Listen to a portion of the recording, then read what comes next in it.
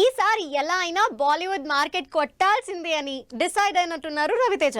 First pan India cinema కాకపోయినా ప్రమోషన్లు మాత్రం ఫస్ట్ రిలీజ్ మూవీ అంత హడావిడి చేస్తున్నారు.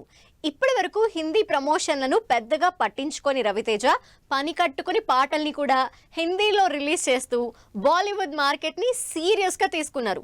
మరి రవితేజ హిందీ హోప్స్ వర్కౌట్ అవుతాయా? ఇండస్ట్రీలో తన వెనక వచ్చిన వాళ్ళు, ఇప్పుడిప్పుడే కెరీర్ స్టార్ట్ చేసిన వాళ్ళు పాన్ ఇండియా లెవెల్లో సినిమాలు రిలీజ్ చేస్తూ దుమ్ము లేపుతున్నారు, మార్కెట్ క్రియేట్ చేసుకుంటున్నారు. అందుకే రవితేజ కూడా ఈసారి తన పాన్ ఇండియా సినిమాని బాగా సీరియస్ గా తీసుకున్నారు. ఫిబ్రవరి 9న రిలీజ్ అయ్యే ఈగల్ ని బాలీవుడ్ లో కూడా బాగా ప్రమోట్ చేస్తున్నారు. లేటెస్ట్ గా ఈ సినిమా నుంచి సాంగ్ రిలీజ్ చేశారు. కార్తిక్ ఘట్టమనేని డైరెక్షన్ లో రవితేజ హీరోగా నటిస్తున్న ఈగల్ మూవీ సంక్రాంతి నుంచి ఫిబ్రవరి 9కి షిఫ్ట్ అయింది. ఈ యాక్షన్ మూవీని పాన్ ఇండియా వైడ్ గా రిలీజ్ చేయడానికి గట్టిగా ప్రమోషన్లు చేస్తున్నారు రవితేజ.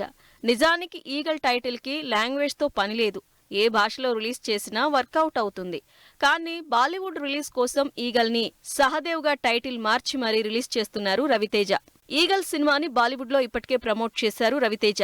ఈ సినిమా కంటే ముందొచ్చిన టైగర్ నాగేశ్వరరావుని కూడా హిందీలో రిలీజ్ చేసినా ఆ సినిమాకి రవితేజ అంతగా బాలీవుడ్ ప్రమోషన్స్ చేయలేదు. కానీ ఈసారి మాత్రం ఆ రిస్క్ తీసుకోవటం లేదు. బాలీవుడ్ ఆడియన్స్ ని రీచ్ అవ్వడానికి అక్కడ మీడియాతో చిట్ చాట్ చేశారు. రీసెంట్ గా అజయ్ దేవ్గన్ సినిమా ఓపెనింగ్ కూడా వెళ్లి బాలీవుడ్ తో టచ్ మెయింటైన్ చేస్తున్నారు రవితేజ.